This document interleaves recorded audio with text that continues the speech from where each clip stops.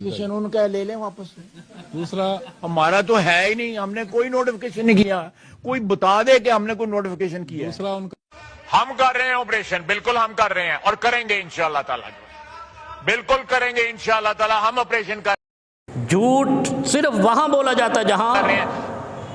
फसाद फिल अर्ज फैलाना हो या दूसरे का हक दबाना हो, और झूठ बोलने की ज़रूरत ही नहीं। चोरी की है, ये एक छोटा सा गुनाह है, कोई नहीं, हाथ कट जाएगा अगर इस्लामी मुआशरा होगा। और चोरी के बाद वो झूठ बोल के उसको दबा रहा है, खा रहा है, हक खा रहा है, झूठ बोल के माल खा रहा है दूसरे का, झूठ बोल के दूसरे का वोट खा रहा है। कितना बड़ा गुनाह है। अल्लाह ने कुरान में कहा है कि ये उम्मुल खबाइस है, यानी मुआशरे को खबीस कर देता है, पलीद कर देता है, जहाँ झूठ का राज पड़ जाता है। ये इसको हम मामूली समझते हैं। हम झूठ बोल के कब्ज़ा कर लेते हैं, झूठ बोल के फाइल बना लेते हैं, झूठ बोल के, झूठ ही है ना जाली सनद बनाना, झूठ ही है ना जाली वोट लेना। झूठ बोलते हैं, फिर मुसलसल झूठ बोलते हैं। उस झूठ को जो दबाने, उस जाल साजी को दबाने के लिए, छुपाने के लिए झूठ बोलते हैं। पूरा मुआशरा ख़राब हुआ। इसकी मिसाल दे के आगे चलते हैं। एक दिन सुबह या शाम के वक़्त 3-4 बजे एक वज़ीर असम्बली के फ्लोर पे पॉलिसी बयान देता है कि हम ऑपरेशन नहीं कर रहे वादी तीरा में। अगले दिन रात को या 3-4 बजे शाम को बैठ के प्रेस कॉन्फ्रेंस करता है, हम नहीं कर रहे। एक दिन पहले कहता है कि हम कर रहे हैं, दूसरे दिन कहता है कि हम नहीं कर रहे। एक दिन कहता है कि हम उनको नकल मकानी करा रहे हैं, वहाँ से निकाल रहे हैं शरीफों को, दूसरे दिन कहता है कि हम तो नहीं निकाल रहे। ऐसा झूठा आदमी का असर किस किस पे पड़ेगा मालूम है आपको? पूरे मुआशरे पे। जिस बच्चे को बोलना और सुनना आता है और वो समझता है बात को, उसकी शख्सियत भी इससे मुतासर होगी।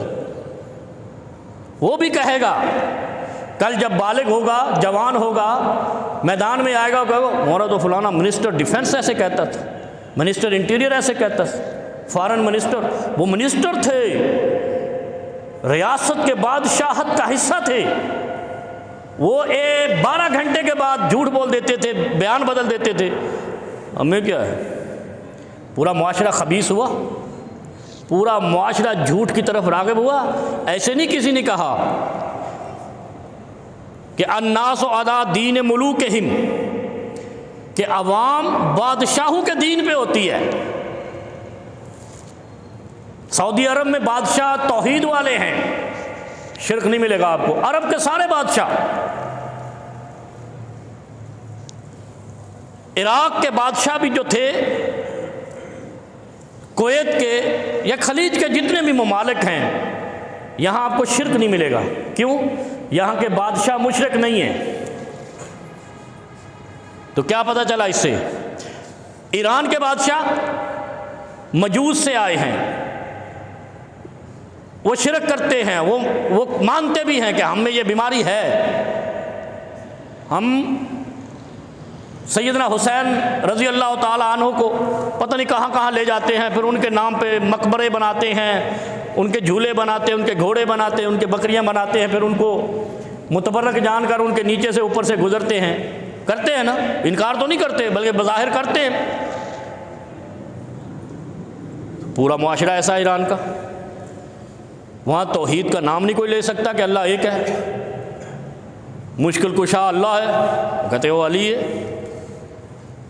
वह मुहाजत रवा अल्लाह है, वो कहते नहीं हुसैन है। बीमारियाँ दूर करने वाला अल्लाह है, वो कहते नहीं घोड़ा है।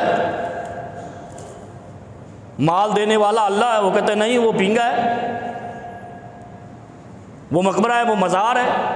ऐसे कहते हैं ना यार, ये वो बातें नहीं है कि वो लोग नहीं कहते। ऐसी बात थोड़ा है जो मैं इल्ज़ाम लगा रहा हूँ, आपके मुल्क में भी ऐसे ही है। तो अन्नासु अला दीन मुलूकिहिम का मतलब यह है कि उनका अकीदा इख्तियार कर लेते हैं वो लोग जो उनकी बादशाहत में होते हैं। और इसलिए मैंने कई बार कहा है ये वक़्त का ज़िया, माल का ज़िया, तवानाई का ज़िया और दीन की हाकमियत को ख़राब करने का ये सारा ज़रिया है तबलीगी जमातें। इनका कोई दीन को फ़ायदा नहीं है। दीन को फ़ायदा सिर्फ उलमाए उम्मत से होगा बस, या मुक़्तदरान से होगा। एक सही हक परस्त आलिम हाकिम बन जाए और वो तौहीद वाला हो, मुआशरे से बुराई ख़त्म हो जाएगी। तबलीगी जमातें हैं और ये सारा जो चक्कर चला रखा है ये अपने अपने जमघटा है, जमा होने का तरीका है। कहते ना मजहबी जमातें, क्या फ़ायदा पहुंचाया इस्लाम को मजहबी जमातों ने? 78 साल तो पाकिस्तान को हो गए और सदियां गुजर गई हिंदुस्तान को। मजहबी जमातों ने क्या फ़ायदा पहुंचाया? सेकुलरिज्म आती है, पुरकशिश नारे देती है, लोगों के ईमान को भी लूटती है, वोट को भी लूटती है, इक़्तिदार में आती है, सारा मुआशरा बर्बाद करके वो जा रही है।